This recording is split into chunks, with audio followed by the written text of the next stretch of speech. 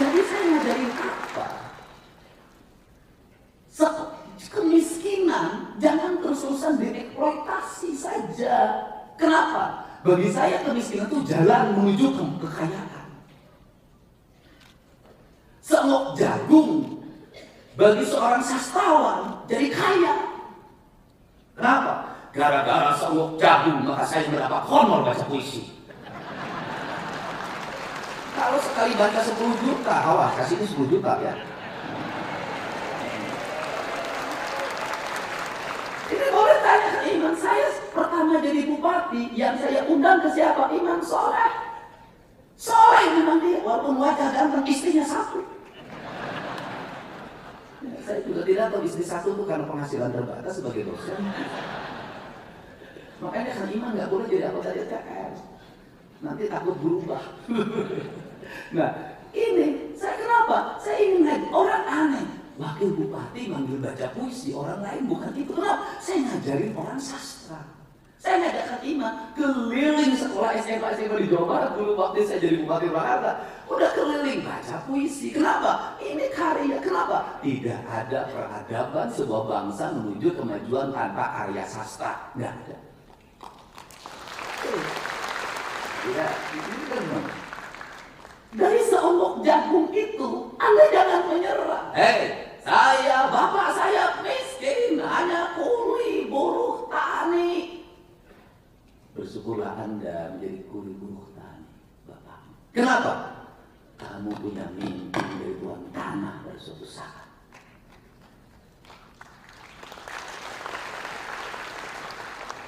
Bapak saya kopral. Berbanggalah menjadi anak kopral. Kamu punya mimpi jadi jenderal. Bapak saya kuli pabrik. Berbanggalah jadi anak kuli pabrik. Kamu yang jadi pemilik pabrik. Berbanggalah. Kalau saya katakan, kalau Anda miskin, Anda punya kesempatan yang besar untuk menjadi orang kaya. Kenapa? Keadaan akan membawa Anda untuk terbang ke langit. Tidak ada orang yang mengangkat ke atas tanpa tekanan. Tidak ada. Semakin tinggi tekanan, maka semakin tinggi energi yang kita miliki.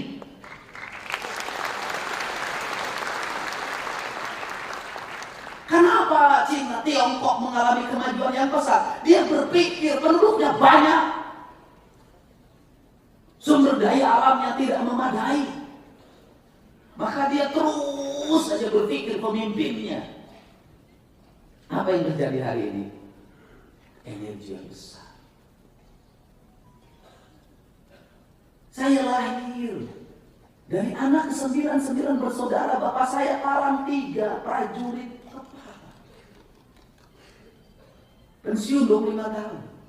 Saya ngalamin tidak makan 3 hari 3 malam.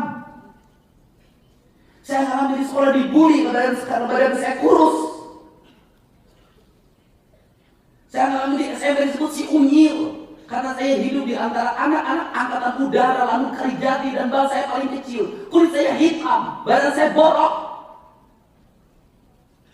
Saya ngalamin ke sekolah menggunakan sepeda. Harganya 3.500 rupiah, ini saya beli sendiri dari hasil nabung di Celengan Kaleng. Saya ngalamin ditolak ketika SMA sama Kokom Komaria.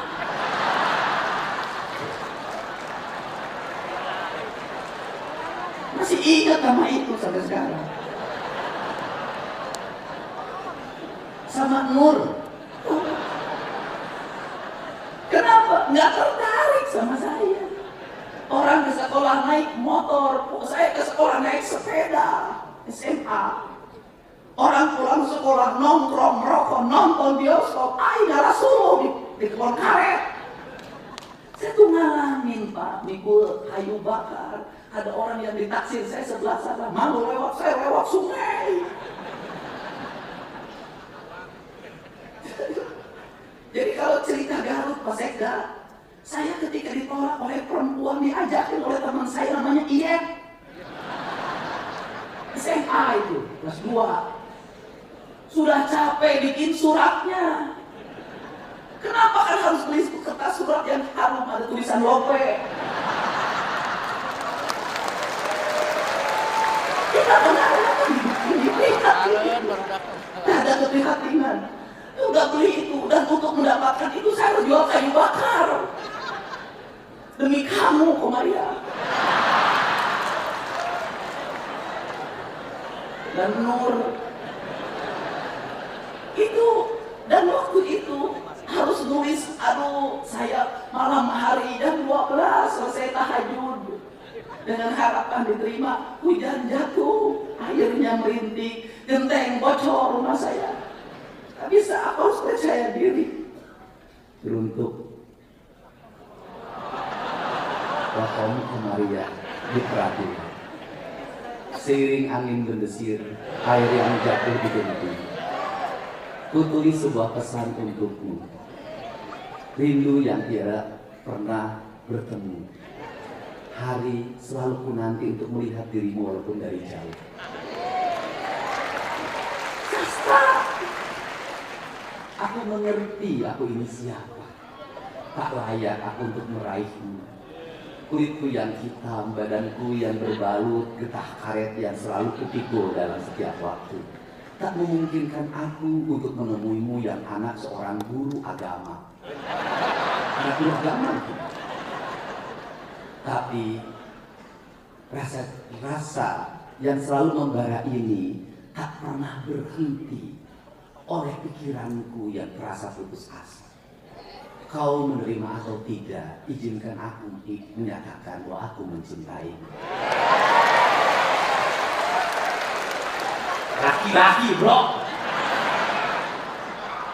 Saya nungguin titipin surat lewat teman, diselipin di buku.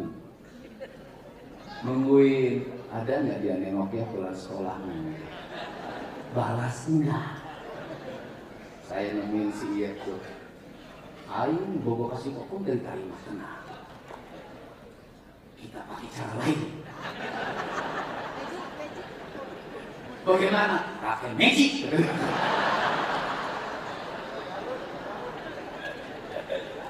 Ya angkatan sekolahnya 90-an ngalamin yang begini lah. Jadi bagaimana pakai magic? Udah puasa.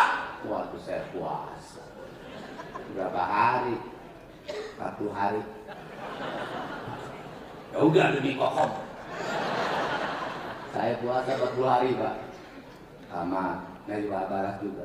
Tingkatin 40 hari. Udah gak baras ya dia. Tingkatkan apa? Muti 40 hari. Maksudnya putih gimana? Makannya hanya nasi putih tanpa apapun, minum air putih. Aduh. Ya kita jalanin demi kokom. Aduh itu belum juga. Naikin wae. Tambah lagi, mati gini. Aduh. Apa 3 hari 3 malam keluar, nggak boleh keluar kamar tanpa bicara. Ngalamin saya. Habis itu lagi, apa lagi? Kata dia tuh, kita harus mandi 7 sumur. Ya oke. Demi cinta saya ngalamin Pak. Saya tengah malam itu anak muda kelas 2 SMA dari satu hulu sungai ke hulu sungai lain. Apa lagi? Harus bakar apa lagi? Daun padi.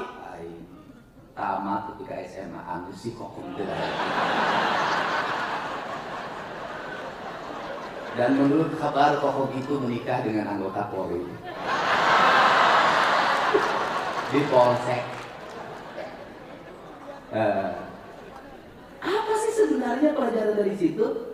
Pada saat itu untuk meraih cinta harus berkorban, bekerja. Inginnya buat kokom, puasanya untuk diri sendiri. Tirakatnya untuk diri sendiri, apapun untuk diri sendiri. Akhirnya guru saya belajar silat waktu itu. Guru silat saya mengatakan, wah ini tirakat wahai anak terpayu bah, namanya Bah Jaja itu. Kata Bah Jaja itu, jadi lamun hayang menang perah hidup perih, tapi lain ada harcenge. Begitu digegel terus lada. Nah, mungkin hiji waktu maneh bakal dipikar seku awewe jumlah naloba. Saya baru tahu.